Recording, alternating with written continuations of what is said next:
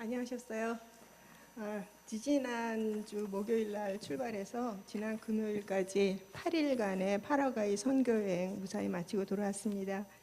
그곳은 지금 여름이고요. 1월이 가장 덥다고 하는데 지금은 조금씩 더위가 수그러들고 있다 그래요. 네, 근데 저희가 간 데가 파라과이인데 아르헨티나하고 브라질 사이에 껴있는 나라인데 그 옆에 있는 두 나라보다 더 덥대요. 그래서 1월 달에는 100도에서 105도는 그냥 보통이라고 그러더라고요. 저희가 간 곳은 파라과이의 수도 아순시온이라는 곳에 파라과이 한인 제1침례교회에서 개최되는 연차 총회에서 목회자 수련회 강사로 다녀왔습니다. 선교사님들은 주로 아르헨티나하고 브라질에서 사모님들 7명이 왔고 그 포함해서 모두 25명 정도였어요. 근데 지금까지 참석한 인원 중에 가장 많은 인원이었다고 그러네요. 그래서 이제 저희들 갈 때 선교사님들 드리려고 고춧가루, 김, 미역, 바리바리 싸가지고 한 사람 한 가정당 하나씩 전부 드리도록 다 싸가지고 그러고 갔고요. 주문받은 책이 한 20권 됐고 마도와이즈 책이 한 10권에다가 스페니쉬로 된 마도와이즈 책 3권 이렇게 가지고 가방에 가득 싣고서는 목요일에 떠나서 금요일 오후에 도착했습니다. 근데 선교 갈 때마다 세관 통과가 사실 조마조마하거든요. 근데 기도 덕분에 무사히 통과했어요. 근데 나중에 들어보니까 김하고 미역은 다 빼앗을 경우도 있대요. 근데 저희는 가방 열지도 않고 그냥 통과했습니다. 그런데 가보니까 교민은 한 3, 4천 명 정도 되는데 한국 식품점도 있고요. 규모는 작아요. 그런데 식품점도 여러 개가 있고 음식점은 랄리보다 더 많더라고요. 하여튼 토요일에 저희는 이제 금요일 날 도착해서 금요일 날 좀 쉬고 토요일 날 이제 파라과이 현지인이 목회하는 교회를 방문했어요. 그리고 주일에는 한인교회 주일 예배를 드리고 그 다음에 현지인 교회의 건축 기공 예배를 참석했습니다. 그리고 월요일 저녁부터 목요일 오전까지 모임을 갖고 목요일 오후에 저희가 떠나왔습니다. 근데 저는 이번에 남미는 처음으로 방문을 해봤어요. 근데 계절은 반대인데 시간은 2시간밖에 차이가 안 나서 시차 적응에는 별로 어려움이 없었고요. 근데 가보니까 캄보디아에서도 그랬었는데 이 파라과이도 역시 시내 건물들은 엄청나게 호화로워요. 그리고 좋은 차들도 굉장히 많이 눈에 띄고 그렇더라고요. 그런데 길은 좁아요. 그리고 길에 라인이 없어요. 옐로우 라인도 없고 화이트 라인도 없고 그냥 알아서 가는 거예요. 차가 엄청 많은데. 그리고 신호등도 별로 눈에 보이지 않고요. 거기에 오토바이가 얼마나 많은지 차 타고 가는데 정말 섬찟섬찟할 때가 한두 번이 아니었습니다. 그런데 3, 40분 떨어져서 현지인 교회에 있는 곳으로 가보면은 화장실도 없는 그런 판잣집들이 그냥 즐비하게 늘어져 있습니다. 저는 솔직하게요, 남미에 있는 선교사님들 하면은 주로 한인교회를 담임하고 계시기 때문에 솔직히 이것도 선교인가? 라는 생각을 했더랬어요. 근데 이번에 총회가 열린 파라과이 한인 제1침례교회 담임 목사님을 비롯해서 젊은 목사님들을 뵙고 제 생각이 얼마나 짧은 생각이었나 하는 것을 깨닫게 됐습니다.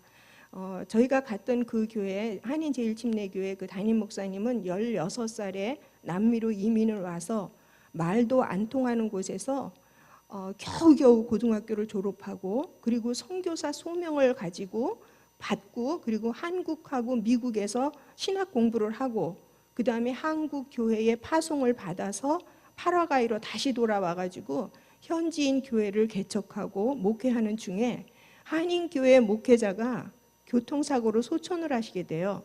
그런데 후임 목사님을 찾았는데 그 파라과이는 또 아르헨티나나 그 브라질보다 좀 더 후진 곳이라서 목사님 찾기가 굉장히 힘들다 그래요. 그리고 파라과이 그 한 나라에서 살지를 침례교회는 이 교회 하나밖에 없대요. 근데 목회자를 찾지를 못해가지고 할 수 없이 이 목사님이 한인교회까지 맡아서 사역을 하게 됐다고 합니다.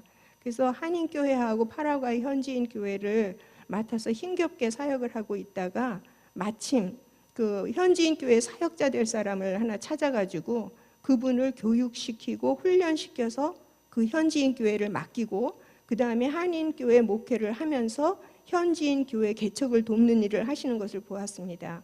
그래서 하나님께서 1.5세 한인 목회자를 통해서 이렇게 선교를 이루어 가시는구나 하는 생각을 하게 되었습니다. 그리고 이 목사님은 자신이 개척한 교회를 맡은 현지인 사역자에게 멘토를 해주고 서포트를 해주는 거였어요. 그래서 지금 현재 그 교회, 그 현지인 교회에 교인 수가 200명이 넘고요. 그 목사님은, 현지인 그 목사님은 지금 라디오 설교까지 하면서 사역을 하고 계시더라고요.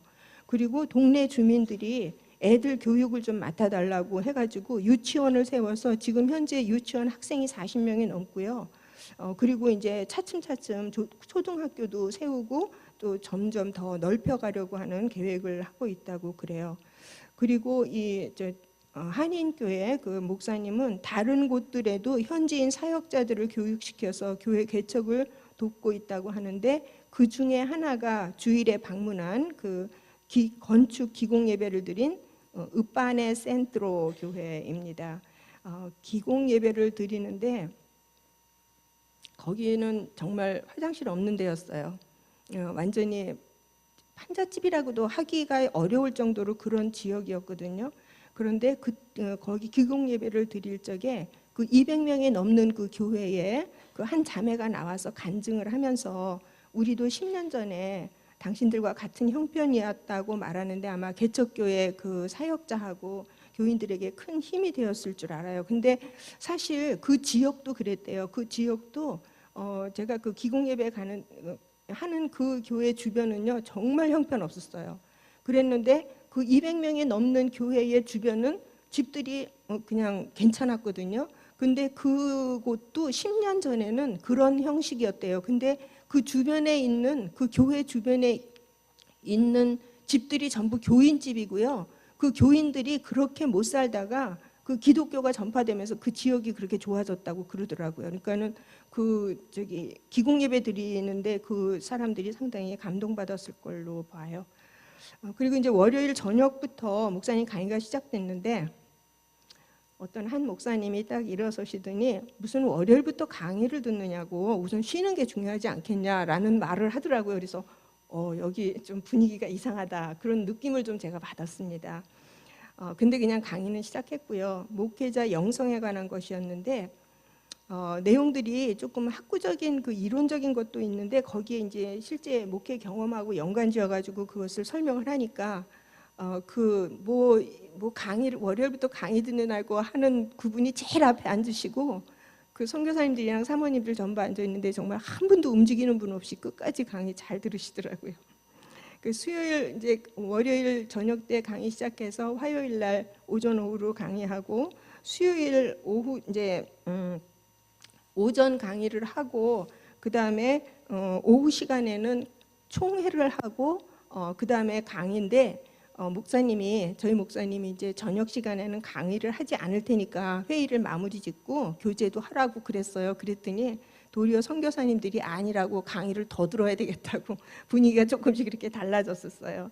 그리고 이제 그래서 그 마지막 시간에는 선교사님들한테만 필요한 사모님들은 필요하지 않은 뭐 설교 뭐 그런 준비하는 거 그런 거를 이제 강의를 하고 그 다음에 마더와이즈를 그 총회하는 기간 동안에 같이 이렇게 따로 했다가 그 마지막 시간에는 같이 모여가지고 기도하고 그러는데 정말 뜨겁게 기도하시면서 눈물 흘리면서 그런 통성 기도하는 그런 시간도 가졌습니다. 근데 이렇게 생각된 게 그 이상했던 분위기에서 시작됐지만 선교사님들의 마음이 하나가 되는 시간이 되지 않았나 그런 생각을 했습니다. 그리고 수요일 오후에 선교사님들 총회하는 시간하고 목회자만을 위한 강의 시간에 사모님들이 따로 모여서 마더와이즈 지혜 시간을 가졌습니다. 마더와이즈에 대해서는 한국 다녀온 어떤 자매가 굉장히 좋았다고 말을 하더라 하는 말하고 또 전혀 들어보지 못한 사모님도 있었어요. 근데 그 사모님들의 자녀들의 나이를 보니까 다 키운 사모님들, 저보다 나이 많으신 분들이 3분 계셨고 또 4분 사모님은 청소년 자녀를 데리고 있었습니다. 우리가 보통 우리 교회에서 했으면 10주 동안에 하는 것을 5시간에 압축해서 설명을 다 했고요. 근데 그거 들으면서 이제 여기서도 그래왔지만은 참 사모님들이 눈물 글썽거리면서 자기가 참 잘못된 것들을 깨닫고 새롭게 다짐하는 모습도 보았습니다. 그러면서 다 키운 그 사모님들은 딸들에게 이제 소개해주고 가르쳐줘야 되겠다고 하는 그런 말씀도 하셨고요. 그리고 너무 짧은 시간에 그거를 했기 때문에 그 사모님들이 다시 와서 자유편도 좀 해달라고 그런 이제 부탁도 하더라고요. 근데 저희는 일주일 갔다 오는 단기 선교잖아요. 단기 선교팀은 절대로 그 다음에 다시 오겠다는 말 하지 말라 그랬잖아요. 그래서 약속은 안 하고 그냥 왔습니다. 그래도 아마 스페니쉬 책을 한 3권 가져갔기 때문에 그걸로 현지인 교육도 이루어질 거라고 생각이 듭니다. 근데 제가 가서 보니까는요, 제가 이제 이거 마도와이즈 하면은 꼭 이렇게 책을 어떻게 구입한다 하는 것을 가르쳐 주는데 책 구입이 만만치가 않았어요. 거기는 책을 사면은 우리는 보통 한 더블 사잖아요, 값이. 근데 거기 남미에서 책을 오더하면은 한 3배를 내야지 된대요. 쉬핑 차지가 그렇게 많이 들어가지고. 그리고 또 파라과이 같은 경우는 또 더 후져가지고 파라과이에서는 책을 운송을 하면은 손에 들어오질 않는데요. 중간에 다 없어진대요. 짐이. 그런 곳이더라고요. 그래서 다음에 갈 기회가 있게 되면은 한국 음식 대신에 도리어 목사님들이 필요한 책을 사다 드리는 게 정말 좋은 선물이 될 거다라는 생각을 했습니다. 선교를 갈 때마다 참 느끼는 거지만은 여러분들의 기도 덕분에 정말 하나님의 은혜로 무사히 잘 마치고 돌아왔습니다. 감사합니다.